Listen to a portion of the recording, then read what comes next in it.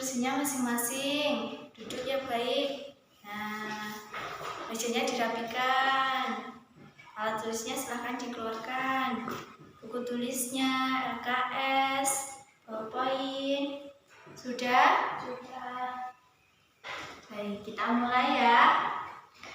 Assalamualaikum warahmatullahi wabarakatuh. Waalaikumsalam warahmatullahi wabarakatuh. Sebelum kita memulai pembelajaran, marilah kita berdoa terlebih dahulu.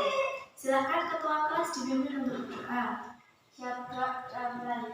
A'udzu billahi minasyaitonir rajim. Bismillahirrahmanirrahim.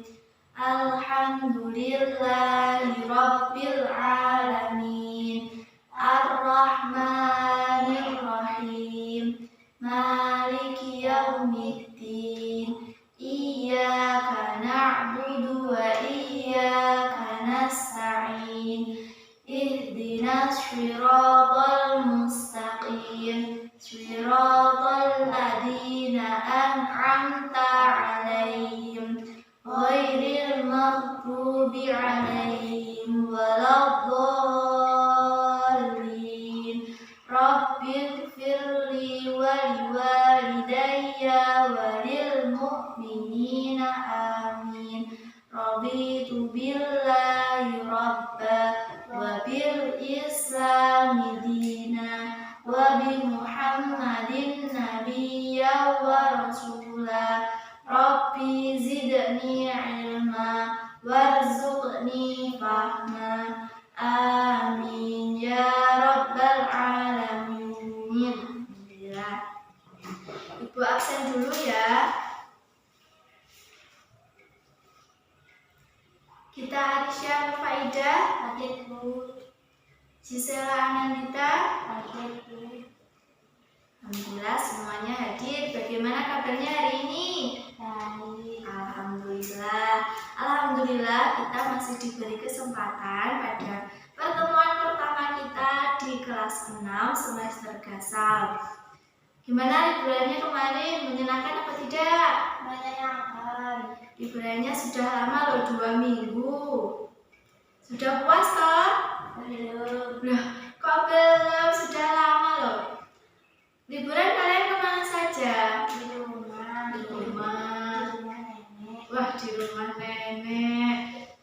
Jadi sekarang semuanya harus sudah semangat ya untuk belajar. Oke. Di kelas 5 kemarin kita sudah mempelajari bab tumbuhan hijau. Oke, kita mulai. Nah, pada tumbuhan hijau dapat mengolah makanannya sendiri karena mempunyai klorofil. Nah, tumbuhan hijau yang dapat membuat makanannya sendiri disebut juga dengan fotosintesis. Fotosintesis menghasilkan apa? Oksigen dan karbohidrat. Oksigen dan karbohidrat. Nah, karbohidrat yang dihasilkan oleh tumbuhan hijau itu dikandung pada buahnya, pada bijinya, pada ubinya, pada batangnya, dan pada daunnya. Contoh hasil fotosintesis yang karbohidratnya dikandung di daun. Contohnya sayuran apa? Sayuran bayam, lalu sayuran kangkung. Terus pada batangnya juga sama.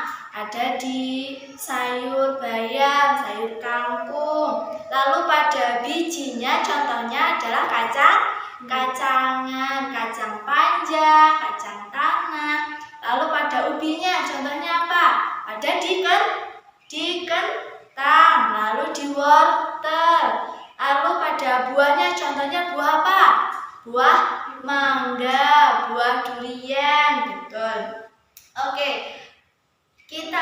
Sekarang kita akan mempelajari perkembangbiakan tumbuhan mangga. Silakan dibaca dulu LKS-nya halaman 5. Silakan dibuka LKS-nya halaman 5.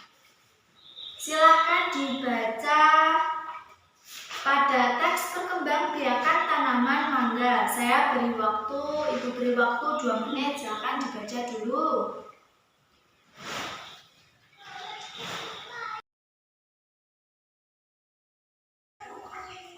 Sudah selesai membacanya? Sudah. Oke. Di rumah ada yang punya pohon mangga? Angkat tangan. Ada. Ada. Sudah berbuah apa belum? Sudah. Buahnya isinya banyak atau sedikit? Banyak. Menunggu agar ada buahnya itu prosesnya menunggunya lama apa sebentar? Lama. Lama. Ada yang tahu buah mangga itu berasal dari apa? Bunga. Bunga, ya benar. Buah mangga itu berasal dari bunganya. Bunga dari buah mangga itu akan bunga dari pohon mangga awalnya akan melakukan penyerbukan, kemudian akan menghasilkan sebuah buah mangga. Oke, tanaman pohon mangga akan berbunga ketika akan musim penghujan. Kemudian buahnya akan masak pada musim hujan. Makanya waktu musim hujan itu panen-panennya buah mangga. Oke, di dalam buah mangga terdapat apa? Biji. Biji dari pohon mangga. Biji dari buah mangga jika ditanam akan bertumbuh menjadi tunas. Nah, tunas tersebut akan tumbuh menjadi sebuah tanaman muda, kemudian nanti lama-kelamaan akan menjadi sebuah tanaman yang besar. Nah, nanti juga akan berbuah. Tadi tanaman mangga itu berasal dari biji buah mangga jika ditanam akan menjadi apa? Tunas. Nah, tunas ini nanti akan tumbuh menjadi sebuah pohon yang besar. Tapi jika hanya menanam biji dan muncul tunasnya nanti, prosesnya akan membutuhkan waktu yang lama. Jadi kita harus menunggu lama agar pohon tersebut bisa berbuah. Makanya ada cara tercepat, yaitu dengan mencangkok.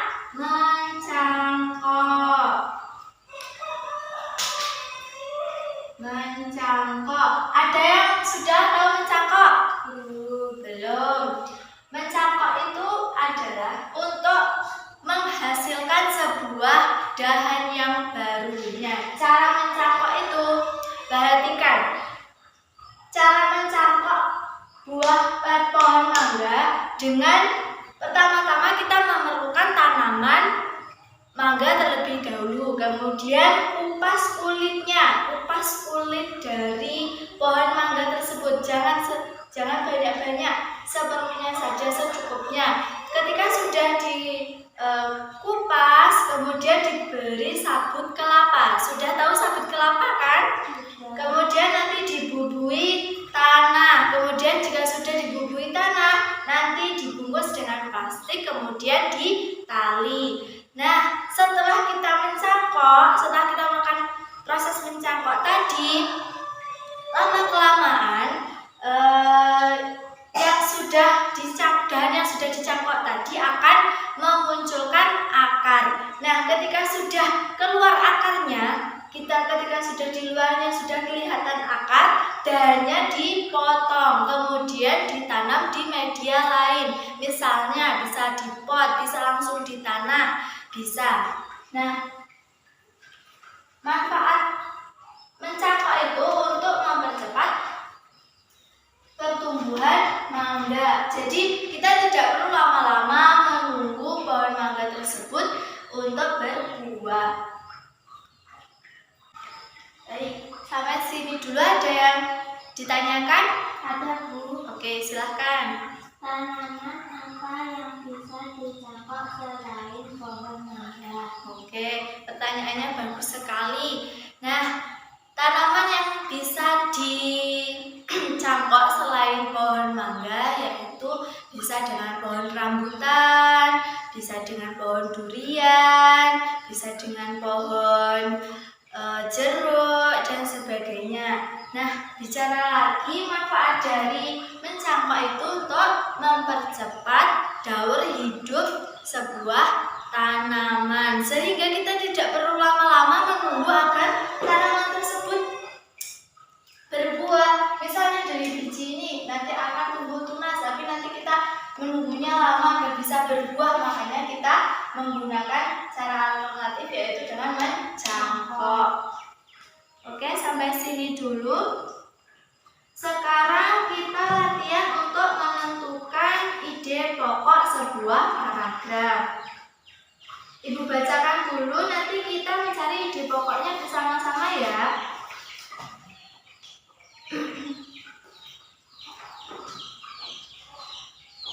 Silahkan disiapkan alat tulisnya. Silahkan nanti ide pokoknya ditulis di buku tulis. Pakai bolpen ya. Sudah siap? Paragraf pertama. Tanaman mangga dapat kita temukan di sekitar rumah. Tanaman mangga dapat tumbuh dengan baik di pekarangan sekitar rumah. Pohon mangga termasuk tumbuhan tingkat tinggi dengan struktur batang yang berkayu. Pohon mangga mempunyai tinggi batang lebih dari 5 meter. Pohon mangga bisa mencapai tinggi 10–40 meter. Nama buah ini berasal dari Malayalam manga.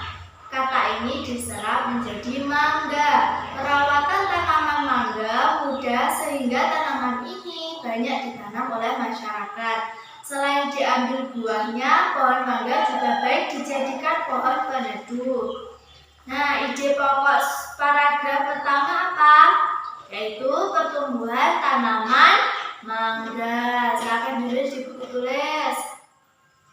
Sudah? Sekarang paragraf kedua. Mangga merupakan satu dari 4 jenis buah-buahan yang telah ditetapkan sebagai buah-buahan unggulan nasional. 3 buah lainnya adalah manggis, rambutan, dan durian. Tanaman mangga biasanya berbunga pada saat menjelang musim penghujan dan buahnya masak pada saat musim penghujan. Jika tanaman mangga berbunga pada musim hujan, biasanya bunga mangga banyak yang rontok, sehingga buah yang tertinggal hanya sedikit saja. Pohon mangga merupakan pohon buah yang termasuk susah-susah gampang dalam penanganannya. Terkadang mangga berbuah banyak, namun tidak jarang buahnya hanya sedikit sebagai akibat rontoknya bunga sebelum bunga tersebut mengalami proses pembuahan. Nah, silakan ditulis ide pokok paragraf kedua, yaitu mangga adalah buah unggulan. Sudah? Oke, sekarang paragraf ketiga. Perkembangbiakan mangga dimulai dari biji yang ada dalam buah mangga. Buah mangga yang sering kita makan pasti memiliki biji. Biji tersebut jika ditanam, suatu saat akan tumbuh akar dan tunas. Tunas tersebut terus berkembang menjadi pohon mangga yang masih kecil. Tanaman mangga kecil tersebut akan terus tumbuh menjadi pohon mangga dewasa. Pohon mangga dewasa tersebut biasanya akan menghasilkan bunga. Bunga akan melakukan penyerbukan. Setelah penyerbukan akan berbentuk buah mangga kecil yang berbentuk bulat. Ada yang ingin mencoba menjawab ide pokok paragraf yang ketiga? Ya, silakan. Perkembang biakan pohon. Iya, betul. Sudah ditulis? Sudah. Sekarang paragraf keempat. Buah mangga kecil ini merupakan cikal bakal buah mangga yang sering kita makan. Buah mangga terus bertambah besar dan berubah warna dari hijau menjadi keputih-putihan. Setelah buah mangga masak, dalam buah mangga tersebut terdapat biji mangga yang merupakan calon tanaman mangga. Jika biji tersebut ditanam dalam tanah, akan tumbuh tunas yang merupakan calon tanaman mangga yang baru. Silakan ditulis ide pokok paragraf 4, yaitu biji mangga jika ditanam akan tumbuh tunas. Biji mangga jika ditanam akan tumbuh Sudah? Sudah. Sekarang paragraf kelima, paragraf terakhir.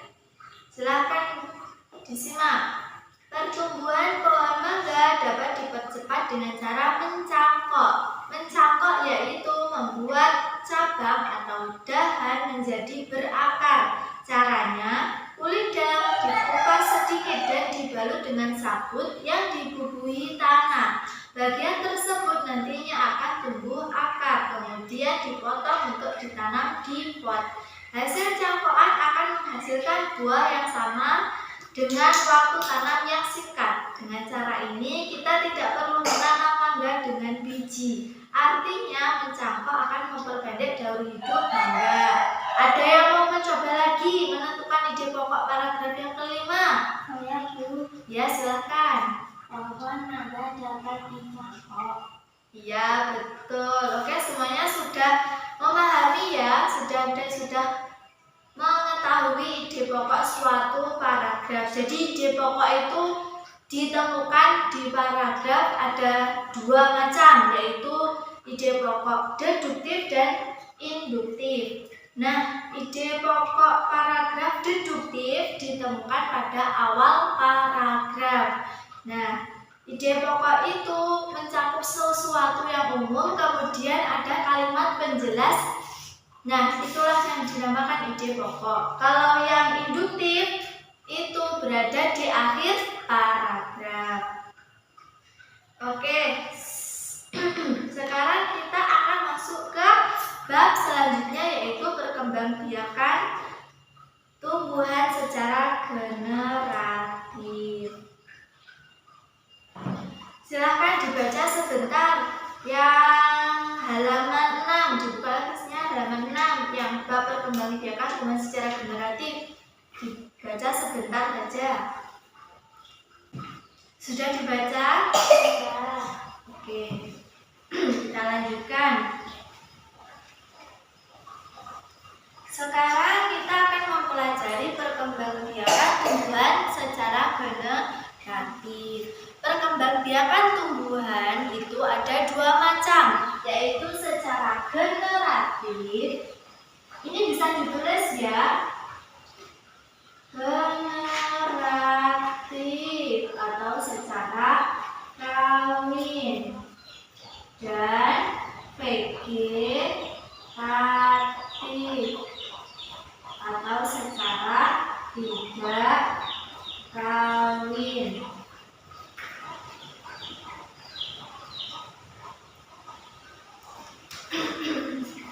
Perkembangan generatif pada tumbuhan adalah terjadinya tumbuhan baru yang didahului dengan penyerbukan. Nah, penyerbukan itu apa? Penyerbukan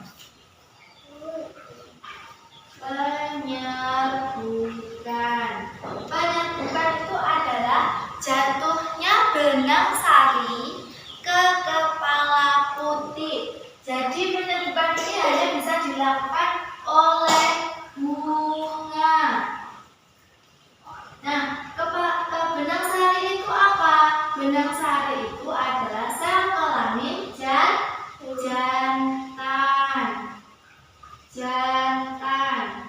Lalu kepala putih itu adalah sel kelamin betina.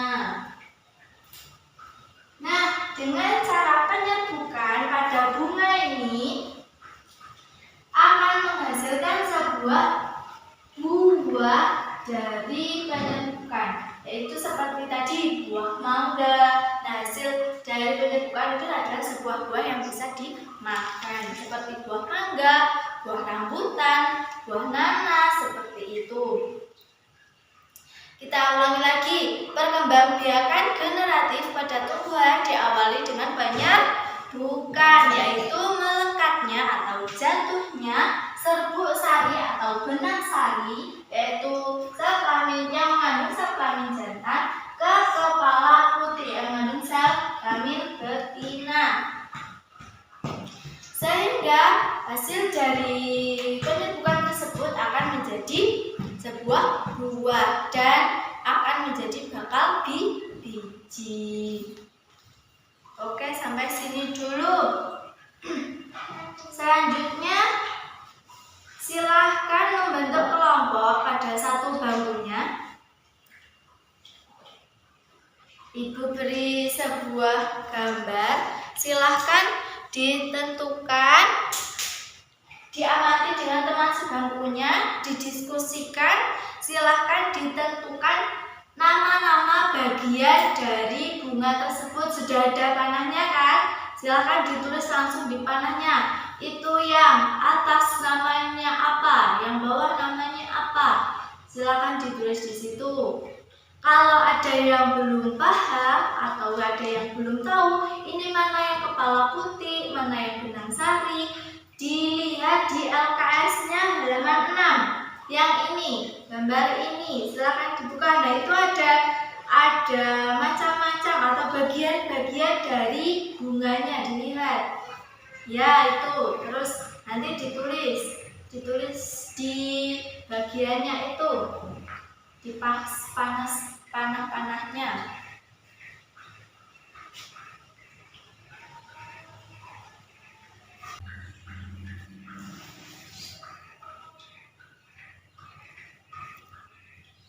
Sudah ditulis?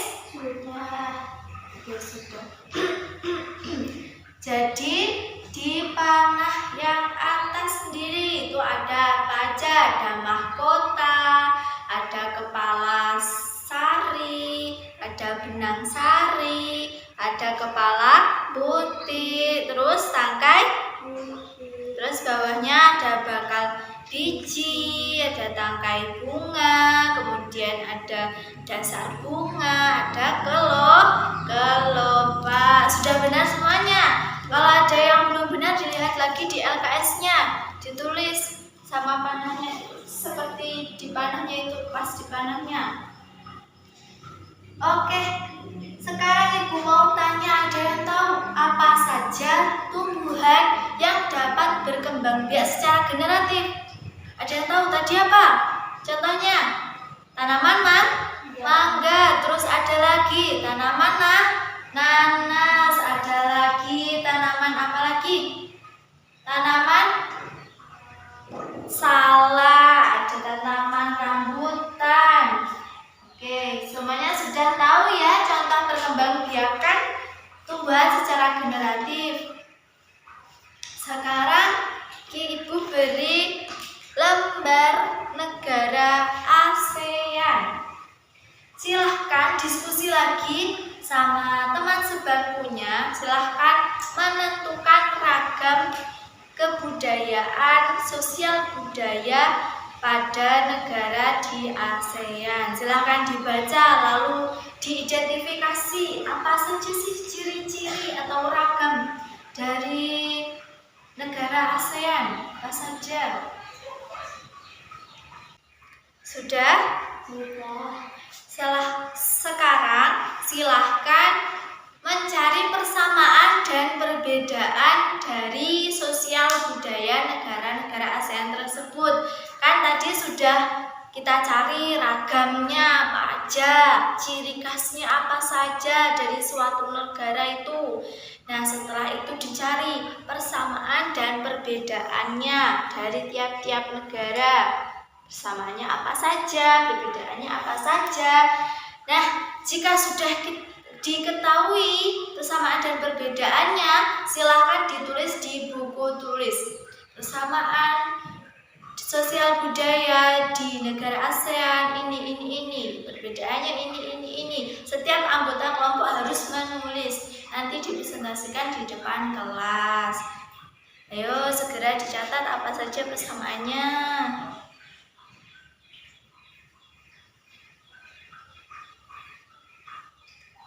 Sudah? Oke. Sekarang silahkan untuk presentasi di depan kelas secara bergantian. Ayo kelompok siapa dulu yang mau maju ke depan untuk mempresentasikan? Saya, Bu. Oh ya, silahkan maju ke depan. Di bawah itu tulisannya. Ayo, silahkan. persamaan kondisi sosial budaya Kondisi sosial budaya negara ASEAN. 1. Iklim di negara ASEAN adalah tropis. 2. Sumber daya alam yaitu pertanian, peternakan, dan pertambangan. Perbedaan sosial budaya negara ASEAN. 1. Bentuk kepemimpinan negara. 2. Penduduknya dari agama dan sukunya. Ya, sudah. Terima kasih. Silakan kembali ke tempat. Wah, presentasinya bagus. Jadi kalian sudah mengetahui persamaan dan perbedaan kondisi sosial budaya di negara ASEAN. Negara ASEAN ada apa saja? Negara apa saja? Yaitu Indonesia, Filipina, Singapura, dan Thailand. Oke. Sekarang karena kita sudah mempelajari 3 bab tadi, bab apa saja? Yang pertama, perkembangbiakan tanaman mangga. Lalu yang kedua, perkembangbiakan tanaman secara generatif. Kemudian yang ketiga, kita sudah mencari keberagaman negara ASEAN. Sekarang silahkan untuk menguji kemampuan kalian, pemahaman dalam pembelajaran kalian. Silahkan dikerjakan LKS-nya halaman 8. Buka LKS-nya halaman 8. Di situ ada isian dan ada pilihan ganda. Pilihan gandanya ada 5, isiannya ada 5. Silahkan dikerjakan sebisanya dulu. Gak usah buru-buru, sebisanya, sepahamnya. Nanti kita cocokkan sama-sama. Boleh lihat dari buku LKS. Silahkan. Sudah selesai dikerjakan? Sudah. Oke, sekarang kita cocokkan bersama-sama. Soal yang pertama, pilihan ganda. Yang pertama, perkembangbiakan generatif pada tumbuhan hanya bisa terjadi pada tumbuhan yang mempunyai apa? Jawabannya A, bunga. Ya betul. Kalau salah langsung dicoret ya, kalau benar langsung dibenarkan. Biarkan saja, yang salah langsung dicoret. Kemudian soal kedua, alat kelamin jantan pada bunga dinamakan? Benang sari. Iya betul, jawabannya D. Yang ketiga, negara penghasil padi terbesar di Asia adalah Thailand. Benar. Yang keempat, ibu kota negara Filipina adalah A, Manila. Yang kelima, informasi yang disajikan dalam teks laporan investigasi bersifat D, fakta. Ya benar. Sekarang yang isian. Apa saja perkembangbiakan tumbuhan? Yaitu benang sari dan kepala putih. Soal kedua, sebutkan 2 jenis perkembangbiakan tumbuhan. Tadi ada apa aja? Yaitu generatif atau kawin dan vegetatif secara tidak kawin. Benar. Soal ketiga, mata uang Indonesia adalah Rupiah. iya benar. Lalu soal yang keempat, ibu kota negara Singapura adalah Singapura. Ya, tetap Singapura. Soal kelima, apa yang kamu ketahui tentang teks berita? Teks berita adalah teks yang memberikan informasi tentang suatu peristiwa yang berdasarkan fakta. Jadi sekarang ditulis jawaban yang benar dan yang salah. Ditulis yang benar ada berapa, yang salah ada berapa. Dihitung. Yang benar, soal yang benar dibagi 10, kemudian dikali 100. Nah, itu nilainya. Ada yang dapat nilai 100? Ada. Hebat. Oke, karena semuanya sudah paham, oke, sekarang kita ulangi lagi. Kita tadi sudah belajar tentang perkembangbiakan tanaman mangga. Tanaman mangga tadi berkembang biak jika dari biji-biji ini tadi dari apa? Dari buah. Buah mangga itu ada bijinya. Kemudian jika bijinya ditanam, buah mangga itu menghasilkan biji. Kemudian bijinya nanti ditanam di tanah, maka akan tumbuh tunas. Nah, tunas ini nanti akan tumbuh menjadi sebuah tanaman yang baru, menjadi tanaman yang muda. Kemudian lama-kelamaan dengan proses yang jangka panjang akan menghasilkan pohon bunga. Kemudian untuk mempercepat daur hidup pohon mangga, kita menggunakan cara apa tadi? Mencangkok. Benar, mencangkok dahan pohon.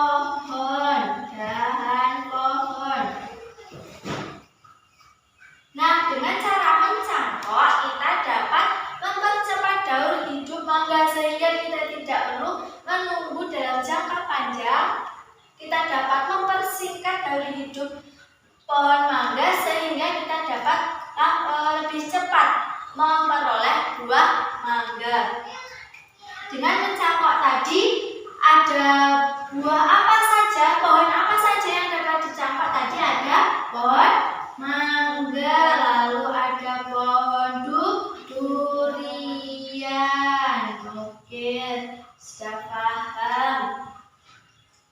Nah, nanti untuk mencangkok, silahkan di rumah dipraktekkan atau dicari di buku yang lain atau searching di Google. Bisa dilihat mencangkok itu seperti apa. Tadi kan sudah Ibu beritahu gambarannya. Nanti silahkan dilihat waktu orang tuanya lagi mencangkok pohon durian atau pohon mangga, silahkan dilihat. Nanti kita bisa belajar dari rumah. Oke, setelah kita mempelajari perkembangbiakan pohon mangga, kita ke bab perkembangbiakan tumbuhan secara generatif. Tadi perkembangbiakan tumbuhan ada dua, yaitu secara generatif dan vegetatif. Secara generatif atau disebut dengan secara kawin. Vegetatif tidak kawin. Apa itu perkembangbiakan tumbuhan secara generatif?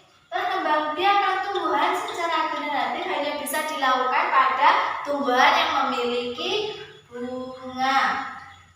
Nah, awalnya bunga tersebut melakukan penyerbukan. Penyerbukan itu yaitu jatuhnya atau melekatnya benang sari ke kepala putih. Iya, betul. Benang sari tadi mengandung sel kelamin jantan, lalu kepala putih mengandung sel kelamin betina. Nah, hasil dari penyerbukan tersebut dapat membuat menjadi dapat berbuah, sehingga pohon itu dapat berbuah itu karena adanya penyerbukan. Jadi itu namanya perkembangbiakan tumbuhan secara generatif.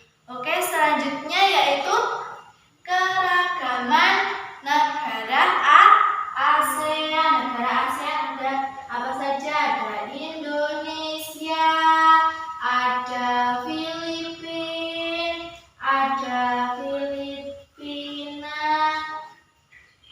ada Thailand, ada Kamboja, ada Singapura, Malaysia.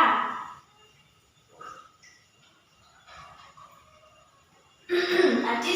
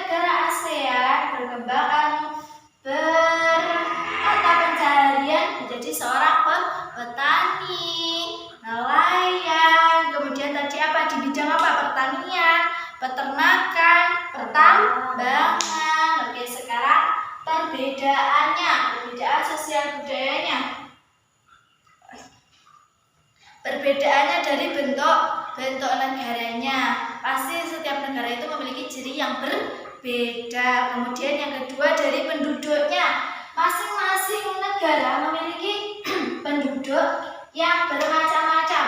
Ada yang beragama Islam, misal dari agama, ada yang beragama Islam, ada yang beragama apa saja, Hindu, Buddha, Konghucu, Kristen.